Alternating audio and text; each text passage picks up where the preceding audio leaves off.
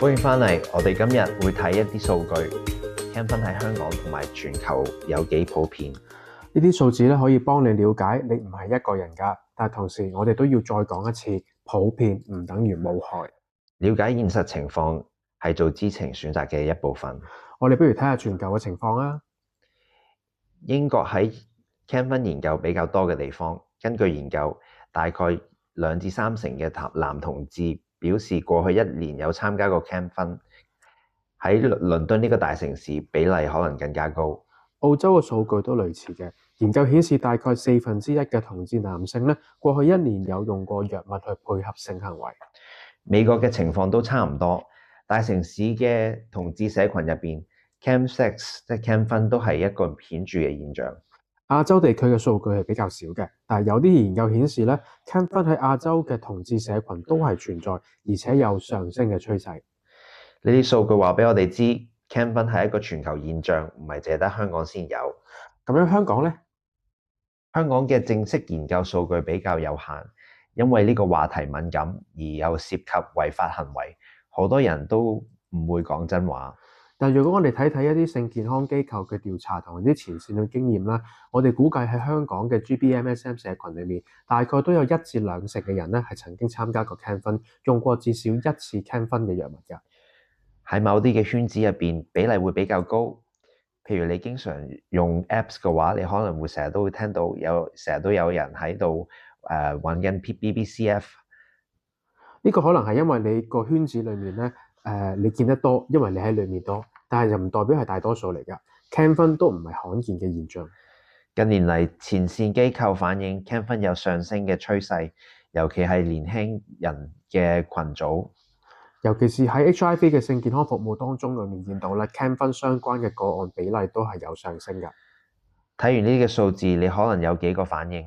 你可能會覺得原來咁多人都有玩㗎，咁我就唔使咁驚啦。或者你可能會覺得，我以為得我一個，原來唔係。嗱，呢兩種反應都係可以理解嘅。咁但係我哋想指出幾樣嘢。第一，普遍唔等於安全，好多人做嘅嘢唔代表嗰樣嘢冇風險嘅。以前有好多人食煙，唔代表食煙冇害。第二，你睇到嘅嘢未必係完全嘅真相，你見到嘅可能係仲係 OK 嘅人，即係仲喺度玩緊，仲喺度傾緊。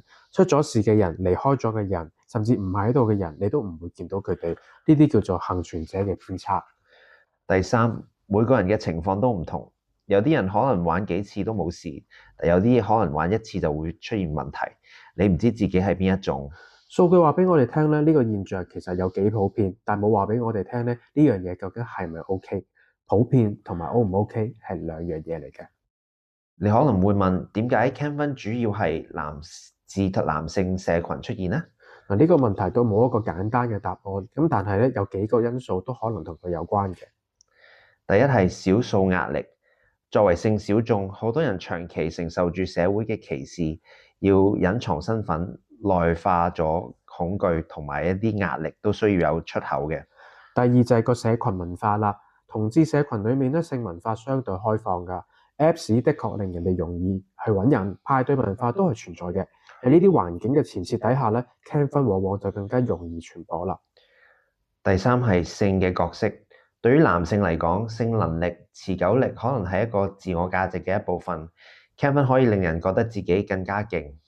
第四就係連結同埋歸屬感，好多人咧喺 Cam 裏面會揾到一種 bonding，一種被接納嘅感覺。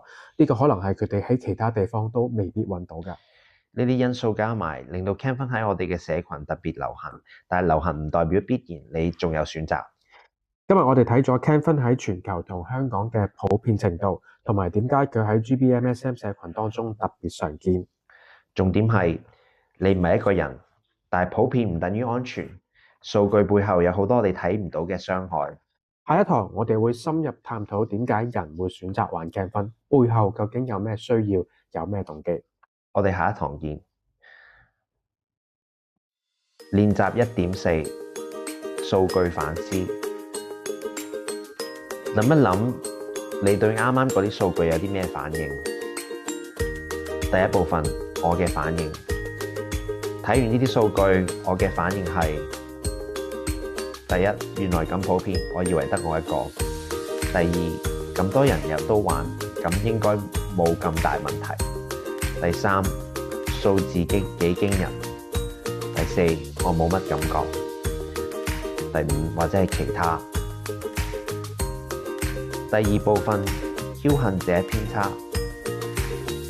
你有冇諗過，你見到嘅只係仲 OK 嘅人？你有冇聽過身邊嘅人因為 Cam 分出咗事？第三部分，普遍同埋安全。普遍同安全係唔係同一樣嘢嚟嘅呢？有冇其他嘅嘢係好普遍，但係其實係有害嘅呢？